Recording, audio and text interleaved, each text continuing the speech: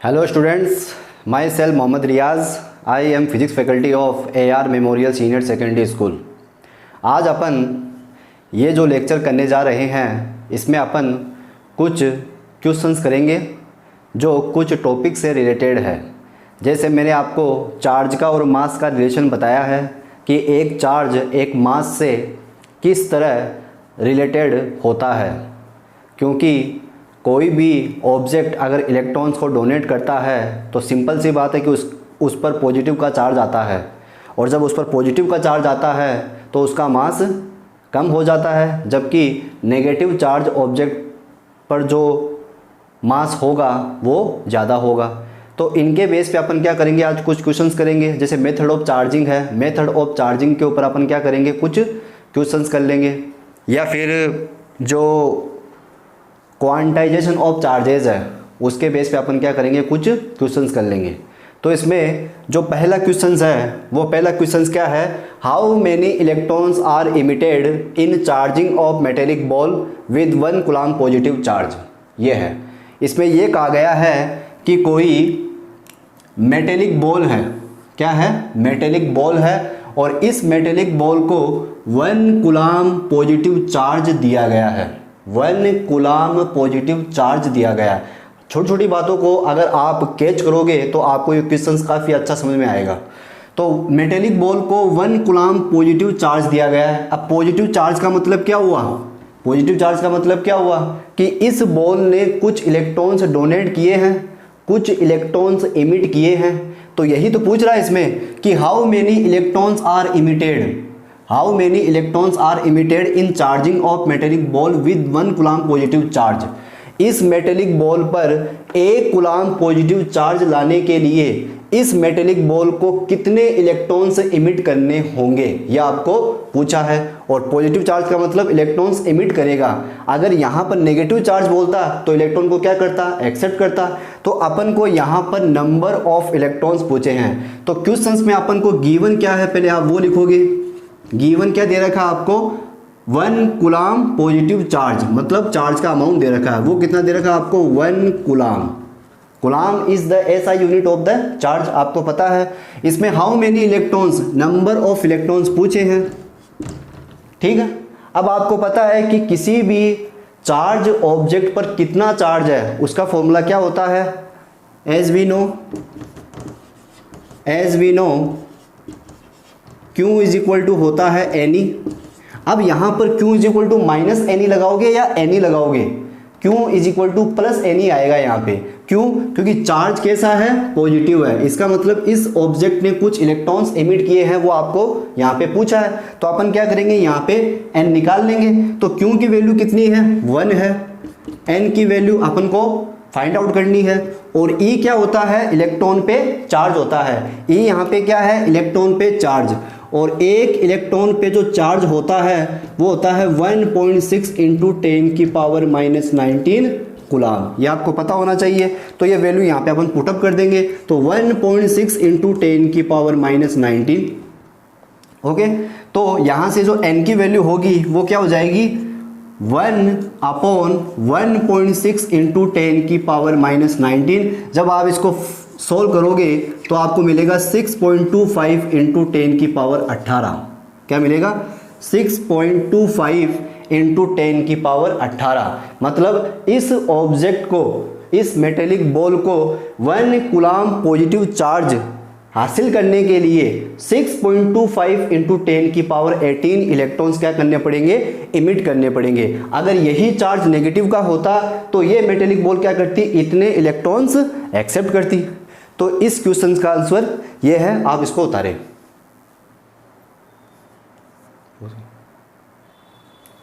तो अब आपके पास में दूसरा क्वेश्चन है कि आपको एक रिएक्शन दे रखी है 7N14 + 2He4, फिर एरो का साइन दे रखा है, फिर X दे रखा है। आपको पूछा है write name of X। X का नाम क्या है, यहाँ पे X का मतलब क्या है, X की जगह क्या आएगा, X की जगह क्या आएगा, ये आपको बताना है, ठीक है। तो अगर आपको ध्यान हो तो ऐसा एग्जाम्पल मैंने किस में लिया था, कंजर्वेशन ऑफ चार्जेस में लिया था। तो तो अगर आपको ऐसे क्वेश्चंस करना हो तो आप क्या करोगे, कंजर्वेशन ऑफ चार्जेस का क्या लगाओगे, कॉन्सेप्ट लगाओगे, जिसमें मैंने आपको क्या बताया था कि एक आइसोलेटेड सिस्टम का टोटल चार्ज क्या होता है, कंजर्व होता है। इसका मतलब आप चार्ज को न तो डिस्ट्रॉय कर सकते हो, न ही चार्ज को आप क्रिएट कर सकते हो, बस आप चार्ज को एक ऑब्जेक्ट से दूसरे ऑब्जेक्ट में ट्रांसफर कर सकते हो। तो ये वाला जो क्वेश्चंस होगा ये कंजर्वेशन ऑफ चार्ज के बेस पे हो जाएगा। तो यहाँ पर आप देख सकते हो कि जो N है नाइट्रोजन का एटॉमिक नंबर कितना है। यहाँ पे अगर अपन नाइट्रोजन का एटॉमिक नंबर देखें तो वो कितना है, 7 है। और नाइट्रोजन यहाँ पर एक न्यूट्रल एटम है। न्यूट्रल एटम का मतलब क्या होता है कि उसके अंदर नंबर ऑफ प्रोटॉन्स और नंबर ऑफ इलेक्ट्रॉन्स क्या होते हैं, इक्वल होते हैं। इसलिए यहाँ पर जो नंबर ऑफ इलेक्ट्रॉन्स होंगे वो कितने हो जाएंगे, 7 हो जाएंगे। याद कर लो इसको कि एक न्यूट्रल एटम का एटॉमिक नंबर ऑफ इलेक्ट्रॉन्स के इक्वल होता है। तो यहाँ पर नंबर ऑफ इलेक्ट्रॉन्स क्या होंगे, 7 हो गए, ठीक है। अब बात करें अपन हीलियम की, तो हीलियम में आप देख सकते हो कि इसका एटॉमिक नंबर कितना है, एटॉमिक नंबर कितना दे रखा है, 2 दे रखा है। ये एटॉमिक नंबर को रिप्रेजेंट करता है, ऊपर वाला मास को रिप्रेजेंट करता है, ठीक है। तो अपन यहाँ पर अपन क्या देख रहे हैं कि एटॉमिक नंबर कितना है, 2 है। इसलिए इसके अंदर नंबर ऑफ इलेक्ट्रॉन्स कितने हो जाएंगे, 2 हो जाएंगे। क्यों, क्योंकि यह एक न्यूट्रल एटम है। अब अपन इसकी बात करते हैं। अब आपको पता हो एक आइसोलेटेड सिस्टम का टोटल चार्ज क्या होता है, कंजर्व होता है। ये पूरा क्या है, एक आइसोलेटेड सिस्टम है, इसमें टोटल चार्ज क्या रहेगा, कंजर्व रहेगा।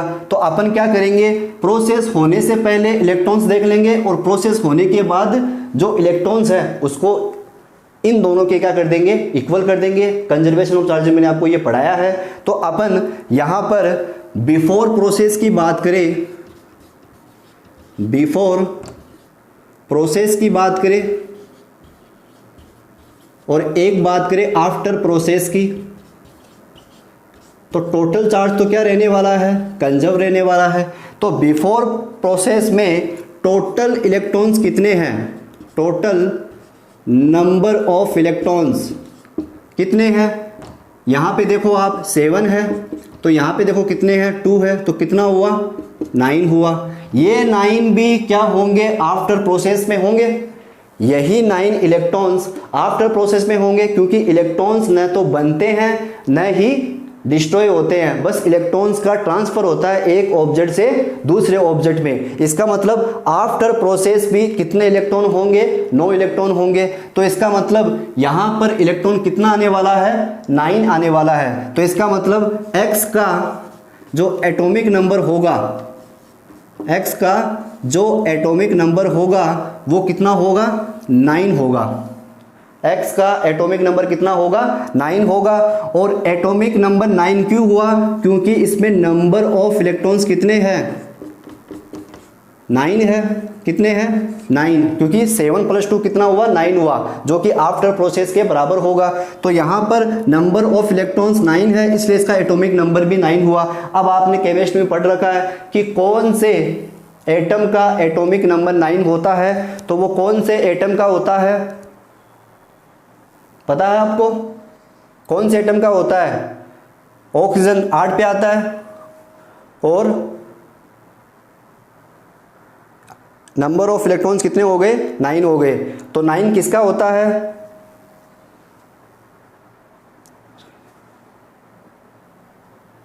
तो एटॉमिक नंबर कितना होता है, कि एटॉमिक नंबर किसका होता है, ये फ्लोरीन का होता है। तो यहाँ पे क्या आ जाएगा, x की जगह फ्लोरीन आ जाएगा।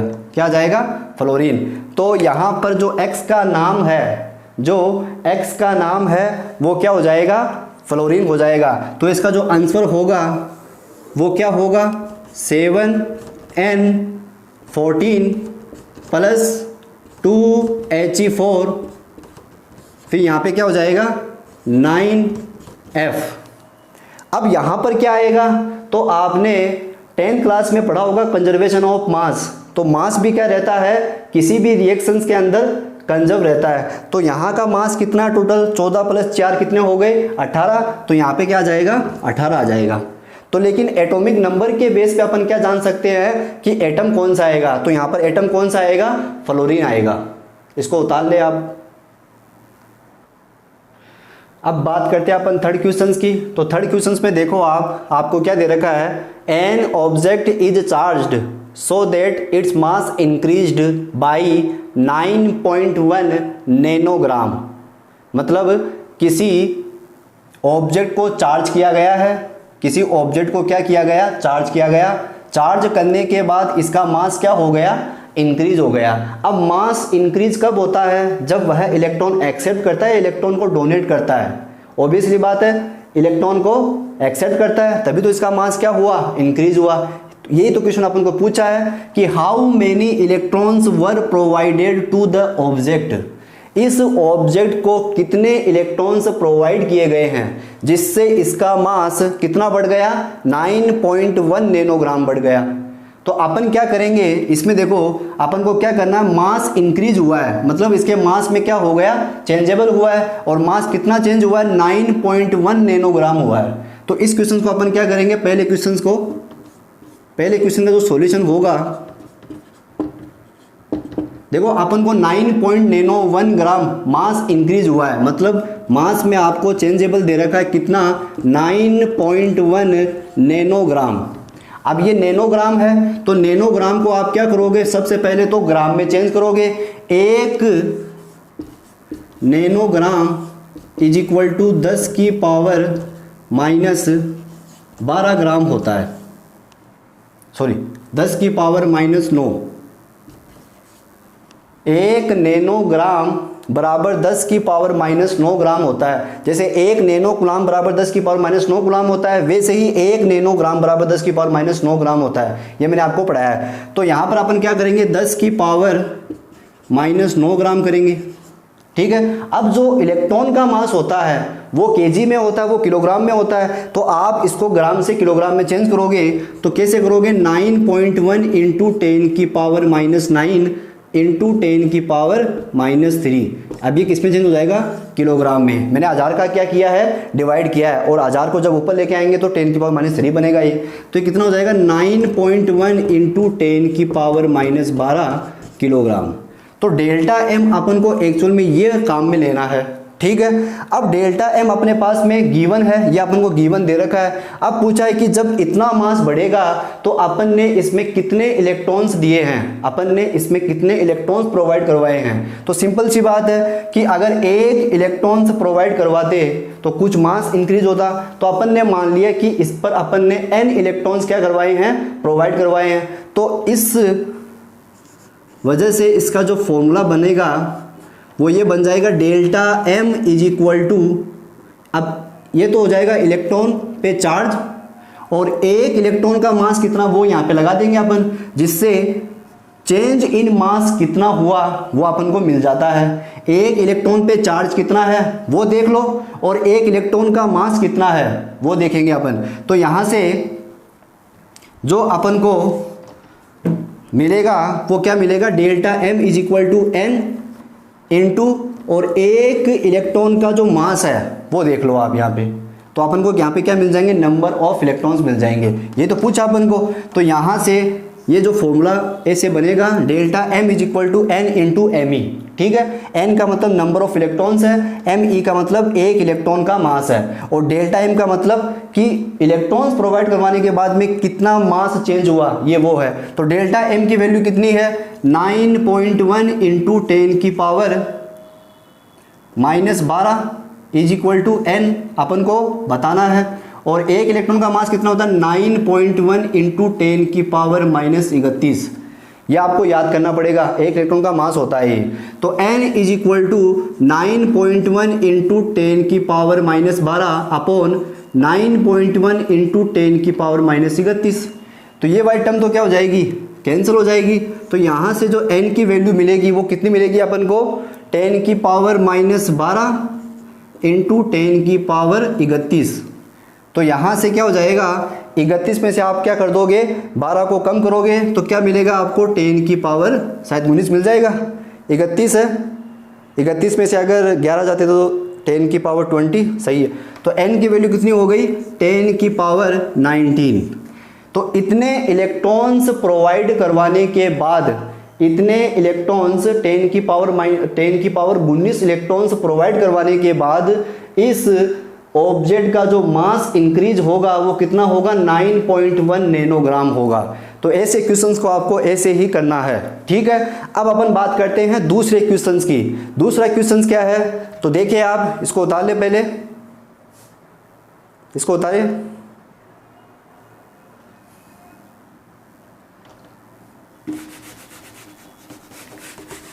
तो दूसरा क्वेश्चंस क्या है, देखो दूसरे क्वेश्चन में आपको क्या पूछा है, determine the value and nature of charge. Charge की वैल्यू बतानी है, चार्ज का नेचर बताना है। चार्ज का नेचर कैसा होगा, नेगेटिव होगा, क्योंकि अपन ने इलेक्ट्रॉन्स क्या करवाए हैं, प्रोवाइड करवाए हैं। तो इस ऑब्जेक्ट पर जो चार्ज आएगा वो कैसा आएगा, नेगेटिव आएगा। लेकिन कितना चार्ज आएगा वो अपन निकाल लेंगे। तो दूसरे क्वेश्चन का जो सॉल्यूशन होगा वो किससे हो जाएगा, Q बराबर NE से हो जाएगा। तो Q is equal to n अपन ने निकाला है, कितना आया, 10 की पावर 19, और एक इलेक्ट्रॉन पे चार्ज कितना होता है, 1.6 इंटू 10 की पावर -19। तो ये वाली टर्म इस वाली टर्म से क्या हो जाएगी, कैंसल। तो Q is equal to 1.6 coulomb आ जाएगा। तो इस ऑब्जेक्ट पर कितना चार्ज आएगा, 1.6 कूलम चार्ज आएगा। कब आएगा, जब अपन क्या करेंगे, इसको 10 की पावर 19 इलेक्ट्रॉन्स प्रोवाइड करवाएंगे। और जब इतने इलेक्ट्रॉन्स प्रोवाइड करवाएंगे तो इसका मास 9.1 नैनोग्राम इंक्रीज हो जाएगा। अब पूछा चार्ज का नेचर कैसा है, तो चार्ज कैसा है, चार्ज इज नेगेटिव। ये चार्ज कैसा आएगा, नेगेटिव आएगा। तो यहाँ पर आप क्या लगा सकते हो, -1.6 कूलम लगा सकते हो। तो ये क्वेश्चंस आई होप आपको समझ में आया होगा। तो आप इसको अपनी कॉपी के अंदर जल्द से जल्द उतार ले। हाँ, तो अब फोर्थ क्वेश्चंस की बात करते हैं। फोर्थ क्वेश्चंस में क्या है, can a body have 7.0 into 10 की पावर -18 कूलम चार्ज। क्या एक बॉडी, क्या एक ऑब्जेक्ट इतना चार्ज रख सकता है, क्या अपन एक ऑब्जेक्ट को इतना चार्ज दे सकते हैं। तो ये अपन को पूछा है। तो ऐसे क्वेश्चंस को आप हमेशा किससे करोगे, क्वांटाइजेशन ऑफ चार्ज के कॉन्सेप्ट से आपको ये क्वेश्चंस करना पड़ेगा, ठीक है। तो अपन को सबसे पहले गिवन क्या दे रखा है, पहले वो देखें आप। तो गिवन क्या दे रखा है, Q 7.0 इंटू 10 की पावर -18 कूलम दे रखा है, ठीक है। As we know that, questions वापस से, एक ऑब्जेक्ट को क्या इतना चार्ज दिया जा सकता है, क्या एक ऑब्जेक्ट इतना चार्ज रख सकता है, ये अपन को पूछा है, ठीक है। तो यहां से Q बराबर क्या होता है, NE होता है। Q बराबर क्या होता है, NE। Q की वैल्यू आपको दे रखी है 7.0 इंटू 10 की पावर -18, ये N हो गया, और ये एक इलेक्ट्रॉन पे चार्ज आ गया, ठीक है। तो यहां से जो N की वैल्यू आएगी वो कितनी आएगी, 7.0 इंटू 10 की पावर -18 अपॉन 1.6 इंटू 10 की पावर -19। तो इसको अगर आप सोल्व करोगे तो N इज इक्वल टू जो बनेगा वो 7 अपॉन 1.6 इंटू 10 बच जाएगा, या फिर 10 की पावर -18 इंटू 10 की पावर 19। तो इसको सोल्व करोगे तो 70 अपॉन 60 इंटू 10, या फिर ऐसे बोल दो इसको कि 700 अपॉन 16। तो यहाँ से जो इनकी वैल्यू आएगी वो आएगी 43.76। क्या ये वैल्यू इलेक्ट्रॉन्स की पॉसिबल है, 43.76। क्या ऑब्जेक्ट को 43.76 इलेक्ट्रॉन्स दिए जा सकते हैं या लिए जा सकते हैं। ये क्या नहीं है, ये इंटीग्रल फॉर्म नहीं है। This is not integral form, this is not integral form. और मैंने आपको बताया था क्वांटाइजेशन ऑफ चार्ज के अंदर कि एक ऑब्जेक्ट को आप इलेक्ट्रॉन्स प्रोवाइड करवा सकते हो या उससे डोनेट करवा सकते हो, लेकिन जब इलेक्ट्रॉन्स एक ऑब्जेक्ट से दूसरे ऑब्जेक्ट में ट्रांसफ़र होते हैं तो वह हमेशा इंटीग्रल फॉर्म में जाते हैं। तो क्या ये इंटीग्रल फॉर्म है? इंटीग्रल फॉर्म तो क्या होती है? इंटीग्रल फॉर्म तो n इज इक्वल टू 1 हो सकती है, 2 हो सकती है, 3 हो सकती है, 4 हो सकती है। क्या n की वैल्यू 1.2 हो सकती है या फिर n की वैल्यू 2.7 हो सकती है? ये नहीं हो सकती, क्योंकि ये क्या नहीं है, ये इंटीग्रल फॉर्म नहीं है। ये क्या नहीं है? इंटीग्रल फॉर्म नहीं है। तो ये इंटीग्रल फॉर्म नहीं है, इसका मतलब क्या हुआ कि अपन इस बॉडी को इतना चार्ज प्रोवाइड नहीं करवा सकते। एक ऑब्जेक्ट इस चार्ज को एक्सेप्ट नहीं करेगा, क्योंकि उस ऑब्जेक्ट से 43.76 इलेक्ट्रॉन्स निकालना पॉसिबल नहीं है, क्योंकि यह एक इंटीग्रल फॉर्म नहीं है। हाँ, अगर यहाँ पर अगर सपोज यहाँ पर अगर 43 होता तो इस ऑब्जेक्ट को ये चार्ज दिया जा सकता है, लेकिन यहाँ पर तो 43.76 आया है। ये जो आया है ये इंटीग्रल फॉर्म नहीं है, इसलिए इस ऑब्जेक्ट को ये चार्ज अपन नहीं दे सकते, या ये ऑब्जेक्ट ये चार्ज एक्सेप्ट नहीं करेगा। इस क्वेश्चन को उतारे आप। हाँ, तो पांचों क्वेश्चन देखिए आप। पांचों क्वेश्चन क्या है? Two identical conducting sphere A and B are charge. दो स्फीयर अपन को दे रखे हैं ए और बी, जो क्या है? चार्ज है। जो पहले से ही क्या है? चार्ज है। जो चार्ज है किस किस कुलाम से चार्ज है? एक तो 2 माइक्रोकुलाम से चार्ज है और एक है -6 माइक्रोकुलाम से। मतलब ए वाले पर 2 माइक्रोकुलाम का चार्ज है और बी वाले पर -6 माइक्रोकुलाम का चार्ज है। एक थर्ड स्फीयर अपन लेके आते हैं जिसका नाम क्या है? सी है, और पहले उस सी स्फीयर को कांटेक्ट करवाते हैं किसके साथ? ए के साथ। फिर बाद में किससे करवाते हैं? बी के साथ करवाते हैं। तो अपन को पूछा है find out net charge on sphere c. ठीक है, तो सी स्फीयर है, सबसे पहले वो ए के कांटेक्ट में लाया जाता है, उसके बाद वह बी के कांटेक्ट में लाया जाता है। तो सी पर नेट चार्ज कितना होगा? तो अगर आपको याद हो तो ये कौन सा मेथड है? कंडक्शन मेथड है, और कंडक्शन मेथड का क्वेश्चन मैंने आपको पहले भी करवाया है। इसको अपन अभी देखते हैं, इसका सॉल्यूशन आपको कैसे करना है। तो आपको इसके लिए कंडक्शन मेथड का कॉन्सेप्ट आना चाहिए कि देखो, सबसे पहले सी स्फीयर को ए के कांटेक्ट में लाया जाता है। सी स्फीयर को ए के कांटेक्ट में लाते हैं, तो ए स्फीयर बनाया मैंने। इस ए स्फीयर पर कितना चार्ज है? 2 माइक्रोकुलाम का चार्ज है। इस पर कितना चार्ज है? 2 माइक्रोकुलाम का चार्ज है। फिर सी, ये तो हो गया ए, और ये सी स्फीयर हो गया। सी को सबसे पहले अपन ए के कांटेक्ट में लेके आते हैं, जो कि पहले से क्या है? अनचार्ज है। अनचार्ज है। अब अपन क्या करेंगे? इसको जब अलग करेंगे तो अलग होने के बाद कंडक्शन के मेथड में आपने देखा है, कंडक्शन के मेथड में क्या होता है? अनचार्ज बॉडी पर चार्ज बॉडी के नेचर का चार्ज आता है। अब इस चार्ज बॉडी पर 2 माइक्रोकुलाम का चार्ज है, जो कि क्या है? पॉजिटिव है, और सेपरेट करने के बाद में क्या होगा? ये चार्ज इक्वली डिस्ट्रीब्यूट हो जाएगा। क्या हो जाएगा? Equally distribute. अब इक्वली जब डिस्ट्रीब्यूट होगा तो इस ए पर और इस सी पर 1 माइक्रोकुलाम का चार्ज होगा, और इस पर भी 1 माइक्रोकुलाम का चार्ज होगा। कब? जब कांटेक्ट में लाके इसको अपन क्या करेंगे? अलग करेंगे। तो इस सी स्फीयर पर कितना चार्ज आ गया? 1 माइक्रोकुलाम का चार्ज आया। उसके बाद इसमें क्या कहा है? आफ्टर बी ए के कांटेक्ट में लाने के बाद इसको बी के कांटेक्ट में लाया जाता है। तो अब अपन क्या करेंगे? इसको बी के कांटेक्ट में लेके आएंगे, तो ये हो गया बी। अब बी पे चार्ज कितना है? -6 माइक्रोकुलाम। इसको अपन ने क्या किया? कांटेक्ट में लेके आए इसको अपन सी के। अब सी पर चार्ज कितना है? 1 माइक्रोकुलाम का चार्ज है। कितना है? 1 माइक्रोकुलाम का। अब जब अपन इसको क्या करेंगे? सेपरेट करेंगे। इसको अपन वापस से क्या करेंगे? सेपरेट करेंगे। तो सेपरेट करने के बाद सी पर कितना चार्ज आएगा? तो अब यहां पर आप देखो, जब ये कांटेक्ट में है, 8 कांटेक्ट टाइम टोटल चार्ज कितना है? 8 कांटेक्ट टाइम टोटल चार्ज यहां पे कितना है? टोटल चार्ज कितना है यहाँ पे? -6 + 1 कितना है? -5 माइक्रोकुलाम है।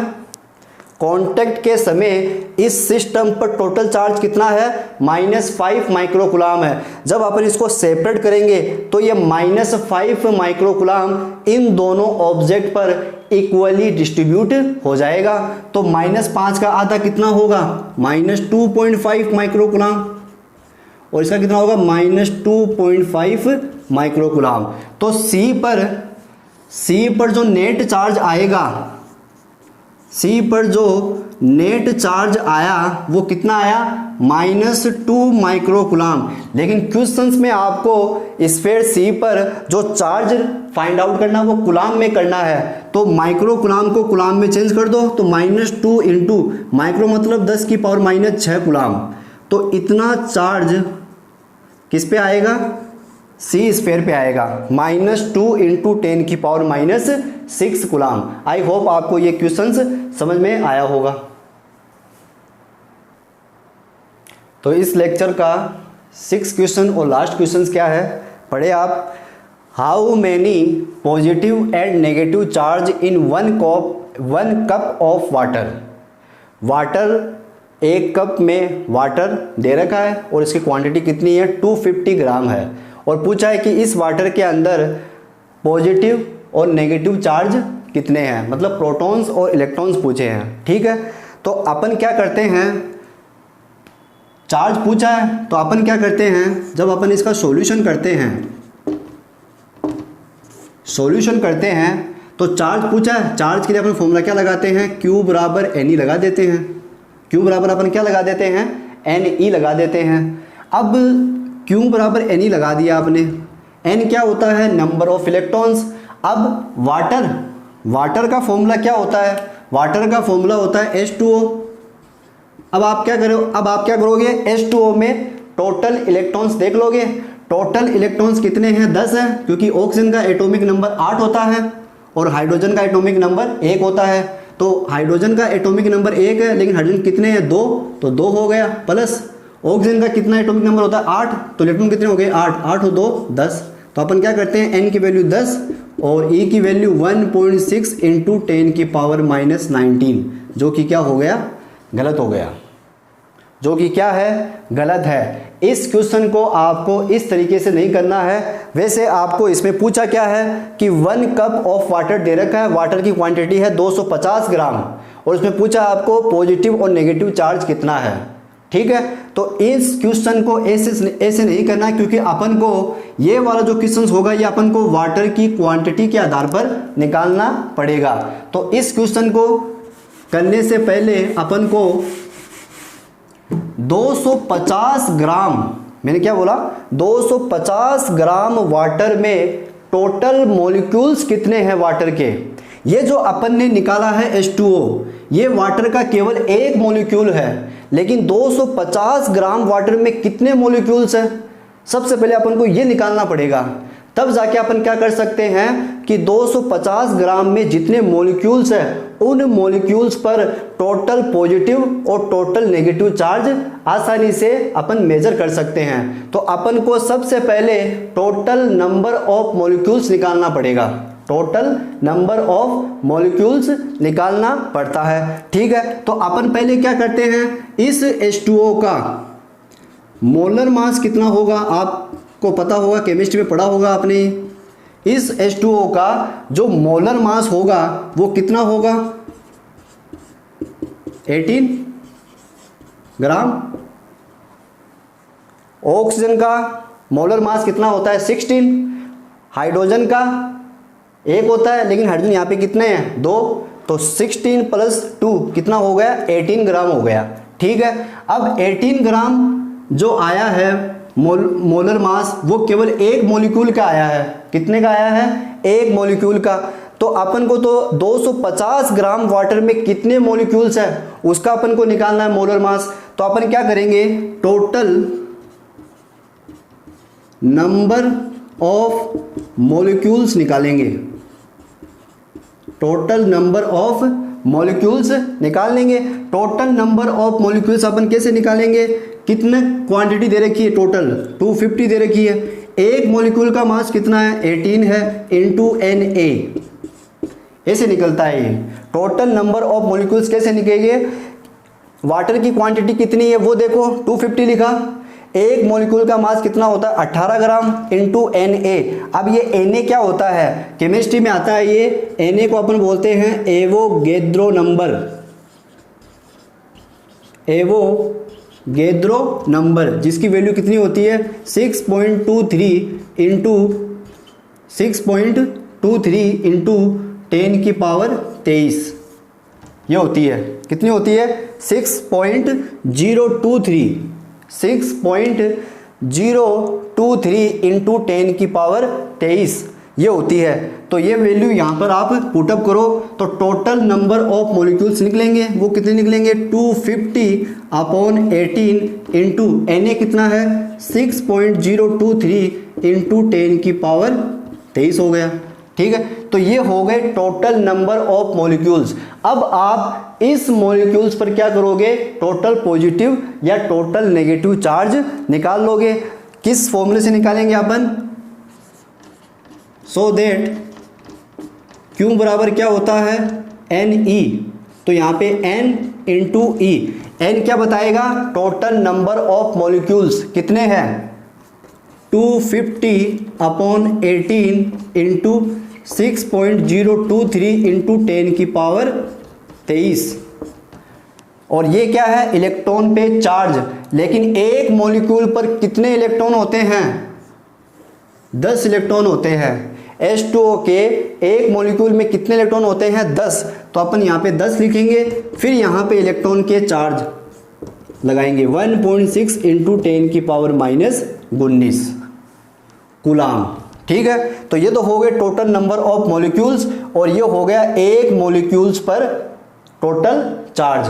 तो यहाँ से जो चार्ज आएगा वो कितना आएगा, इसको आप सॉल्व करेंगे तो सॉल्व करने के बाद में जो टोटल चार्ज आएगा वो आता है, इसमें नहीं है तो आप क्या करोगे, जब इसको सॉल्व करोगे तो सॉल्व करने के बाद आपको Q बराबर जो भी है वो आपको यहाँ पर मिल जाएगा। तो इस तरीके से अपन क्या करते हैं, पॉजिटिव या नेगेटिव चार्ज निकाल सकते हैं। तो ऐसे क्वेश्चंस को आपको इस तरह से करना है कि अगर आपको कोई वाटर की क्वांटिटी दे रखी है, सबसे पहले आप क्या करो, टोटल नंबर ऑफ मॉलिक्यूल्स निकालो, कितनी क्वांटिटी दे रखी है वो लिखो, और एक मॉलिक्यूल का मास लिखो इंटू उसको एवोगेद्रो नंबर से आप क्या कर दो, मल्टीप्लाई कर दो, जिससे आपके पास में टोटल नंबर ऑफ मॉलिक्यूल्स आएंगे। उसके बाद में आपको Q बराबर Ne लगाना है, N की वैल्यू पुटअप करनी है, E की जगह 1.6 इंटू 10 की पावर -19 लगाना है, लेकिन 10 से मल्टीप्लाई करना है, क्योंकि एक मॉलिक्यूल में कितने इलेक्ट्रॉन होते हैं 10। तो इसको सोल्व करने के बाद में आपको Q की वैल्यू मिल जाएगी, और Q की वैल्यू किस में मिलेगी आपको, कूलाम में। तो इसको आप सोल्व कर सकते हो। तो ये थे कुछ क्वेश्चंस जो मैं आपके लिए यहाँ पर लेके आया था।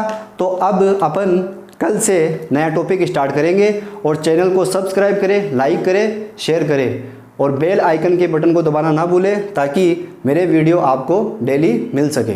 Thank you.